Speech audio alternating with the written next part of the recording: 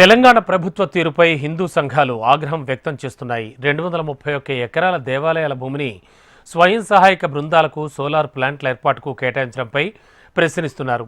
భూ కేటాయింపు దేవాదాయ చట్టం 1951కి విరుద్ధమని, సీఎం రేవంత్ భూ కేటాయింపును ఆపాలని వారంతా డిమాండ్ చేస్తున్నారు.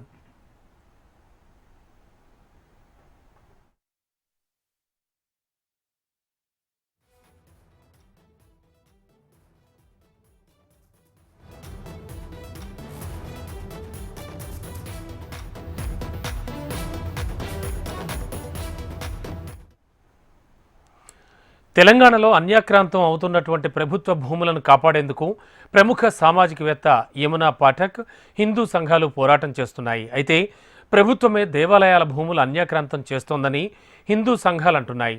స్వయం సహాయక బృందాలకు గాను సోలార్ పవర్ ప్లాంట్ను ఏర్పాటు చేసుకోవడానికి 5 జిల్లాలకు సంబంధించిన 231 ఎకరాల దేవాలయ భూమి ప్రభుత్వం కేటాయించడం పట్ల తీవ్ర అసహనం వ్యక్తం చేస్తున్నారు. ప్రభుత్వం వెంటనే ఈ ప్రతిపాదనను ఉపసంహరించుకోవాలని కోరారు.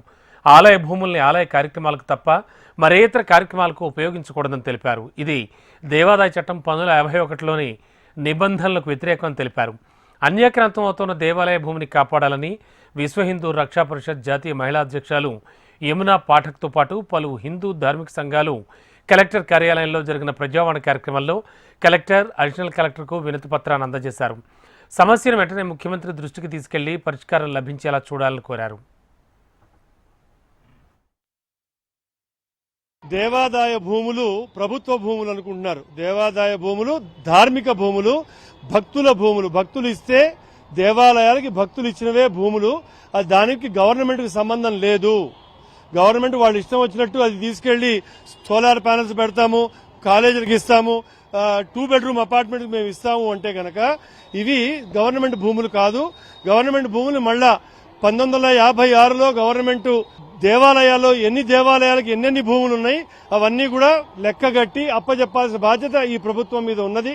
ఇవాళ ఒక జీవో తీశారు. 211 5 జిల్లాల్లో 232 ఎకరాలని సెల్ఫ్ హెల్ప్ గ్రూప్స్ కింద వాళ్ళకి సోలార్ ప్యానెల్స్ పెట్టుకునేందుకు, సోలార్ ఎనర్జీ పెట్టుకునేందుకు అని ఇస్తామంటున్నారు. నేను ప్రజలకి ప్రభుత్వానికి ఒకటే చెప్పదలుచుకున్నాను, హిందూ దేవాలయాలు సెక్యులర్ కాదు. హిందూ దేవాలయాలు ప్యూర్లీ హిందుత్వానికి సంబంధించినవి. వివిధ హిందూ సంఘాల ఆధ్వర్యంలో కలెక్టర్ గారికి ఒక రిప్రజెంటేషన్ అనేది ఇవ్వడం జరిగింది. చాలా ప్రధానమైనటువంటి అంశం అంటే 3 రోజుల క్రితము చీఫ్ సెక్రటరీ శాంతి కుమారి గారు ఒక ఆర్డర్ పాస్ చేశారు. ఏంటి అంటే తెలంగాణలోని 5 జిల్లాలలో 230 ఎకరా భూమిని సెల్ఫ్ హెల్ప్ గ్రూప్ వాళ్ల మాధ్యమంగా ఈ ఒక సోలార్ ప్లాంట్ ఇన్స్టాలేషన్ కోసము ప్రొక్యూర్ చేయండి, లీజ్ కోసం తీసుకోండి అని చెప్పేసి వాళ్ళు ఏదైతే ఆర్డర్ పాస్ చేశారో ఇది ఎండోమెంట్ యాక్ట్ 1951 ప్రకారంగా ఇది పూర్తిగా చట్ట విరుద్ధము. దేవాలయాలకి భూములు అనేటువంటిది భక్తులు, జమీందారులు, రాజులు దేవాలయం యొక్క ఉద్ధరణ కోసం అది ఇచ్చినటువంటిది. దేవాలయాల భూములు అనేటువంటిది, దేవాలయాల మాన్యం అనేటువంటిది దేవాలయం యొక్క ఉద్ధారం కోసం గాని ధర్మ కార్యక్రమాల కోసం ఉపయోగించాలనేటువంటి క్లియర్ కట్ ఇన్స్ట్రక్షన్స్ ఉంది. అలా ఉన్నప్పటికీ కూడా ఏకాఏకిగా డైరెక్ట్ గా 5 జిల్లాలలో వెళ్లి మీరు 230 ఎకరాన్ని ప్రొక్యూర్ చేయండి అని చెప్పడం అనేటువంటి తప్పు. దీన్ని మేము తీవ్రంగా ఖండిస్తున్నాము, వ్యతిరేకిస్తున్నాము. ఇంకొకటి ఇక్కడ చాలా ట్రాన్స్పరెన్సీ అనేటువంటిది ఉండాలి. లీజ్ కి మీరు తీసుకోవాలన్నా కూడా ఎంత ల్యాండ్ మీరు తీసుకుంటున్నారో ఈక్వివాలెంట్ ల్యాండ్ అనేటువంటిది దేవాలయానికి అప్పచెప్పాలి. లేదా ఈ రోజు మార్కెట్ వాల్యూ ఏదైతే ఆ ఒక భూమికి ఉందో అది దేవాలయానికి మీరు అప్పచెప్పాలి. ఇప్పటికే విశ్వ హిందూ రక్షా పరిషత్ జాతీయ మహిళా అధ్యక్షురాలు యమునా పాఠక్, హెచ్ఎంటీవీ సంయుక్తంగా అన్యాక్రాంతం అవుతున్న దేవాలయ భూములను కాపాడేందుకు జాగోరే జాగో పేరిట వినూత్న కార్యక్రమాన్ని నిర్వహిస్తున్నారు. ఇప్పటికే అన్యాక్రాంతమైన పలు దేవాలయాలకు పూర్వ వైభవం తీసుకొచ్చే ప్రయత్నంలో సఫలీకృతం అవుతున్నారు యమునా పాఠక్. ఇప్పుడు ప్రభుత్వం చేస్తోన్న ఈ భూ కేటాయింపును కూడా ఆపేందుకు తమ వంతు ప్రయత్నం చేస్తానని చెబుతున్నారు. సమస్యకు పరిష్కారం లభించే వరకు పోరాటం ఆపబోమని తెలిపారు. భూ కేటాయింపుల గురించి కలెక్టర్కు వినతి పత్రం సమర్పించామని, ఆయన సానుకూలంగానే స్పందించారని తెలిపారు ఆమె. సెల్ఫ్ హెల్ప్ గ్రూప్ సంబంధించి 5 జిల్లాలలో 231 ఎకరాలు ఇస్తున్నారంటే ఈ రోజు చూడండి, మీ ఇంటికి వచ్చి మీ ఇల్లు లాక్కుంటానంటే మీరు ఊరుకుంటారా? ఈ రోజు ముఖ్యమంత్రి గారు లేకపోతే ఇంకెవరైనా మంత్రులు గారు లేకపోతే ఎమ్మెల్యేలు ఈ రోజు ప్రజాప్రతినిధిగా ఉన్న వాళ్ళు మీ ఇంటికి వచ్చి మీ ఇంటికి మేము కబ్జా చేస్తాం, మీ ఇంటిని దారాదత్తం చేయాలంటే మీరు ఊరుకుంటారా? కాబట్టి అక్కడ ఎవరైతే భగవంతుడు ఉన్నాడో ఆయన లివింగ్ డేటీ. అక్కడ మనం భగవంతుడిని భగవంతుడిగా చూడడం, he's a living deity, he has all the rights. ఆ గుడికి సంబంధించిన ఎవరైతే ధర్మాధికారులు ఉంటారో లేకపోతే ఆ ప్రధాన ఆలయ అర్చకులు ఉంటారో, మరీ ముఖ్యంగా ఆలయానికి సంబంధించి అన్ని కులాల వారు ఎవరైతే ఐక్యంగా ఆ ఒక్క ఆలయానికి సంబంధించి అడుగులేస్తున్నారో వాళ్ళందరూ భాగస్వాములు.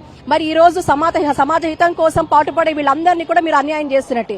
కాబట్టి ఎలాగైతే మీ ఇంటికి వస్తే ఊరికంటే తీసుకోరు, అక్కడ భగవంతుడు హీజ్ ఎ లివింగ్ డేటీ, ఆయన ఓనర్.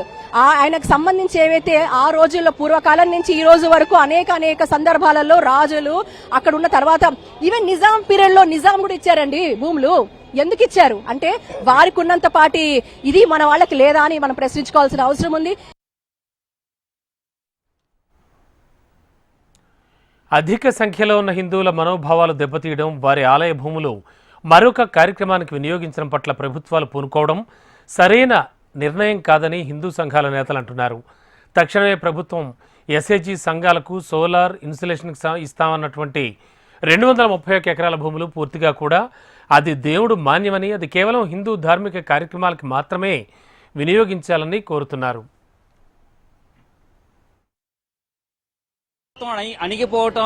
పోతోంది అని నిదర్శనంగా ఈ రోజున మన రాష్ట్రంలోనే మరి 230 ఎకరాలని తీసుకొచ్చి 5 జిల్లాలకు సంబంధించిన 231 భూములను తీసుకొచ్చి ఎకరాలను తీసుకొచ్చి ఈ రోజున మరి గవర్నమెంట్ అనేది హ్యాండ్ ఓవర్ చేసుకోవడం జరుగుతోంది. దీన్ని ఖండించాలని చెప్పేసి బ్రాహ్మణ సేవా సమాఖ్య ఆధ్వర్యంలో ఈ రోజు కలెక్టర్ గారికి వినతిపత్రం ఇవ్వడం జరుగుతోంది. అలాగే ప్రతి ఒక్కళ్ళు కలిసి రావాలని చెప్పేసి హిందుత్వాన్ని ఈ రోజు ప్రతి ఒక్కళ్ళు బంగ్లాదేశ్ ని చూసుకుంటే మన హిందుత్వాన్ని అణచివేయాలని చూస్తున్నా ఈ రోజు హిందువులు అనేది రావటం లేదు. మరి ఈ రోజు కలెక్టరేట్ రంగారెడ్డి చూస్తుంటే అందరూ కూడా హిందువులు తప్ప మిగతా వాళ్ళందరూ వచ్చి పనులు చేయించుకుంటున్నారు తప్పితే మనం హిందువులు ఎవరు ముందుకు రావటం లేదు.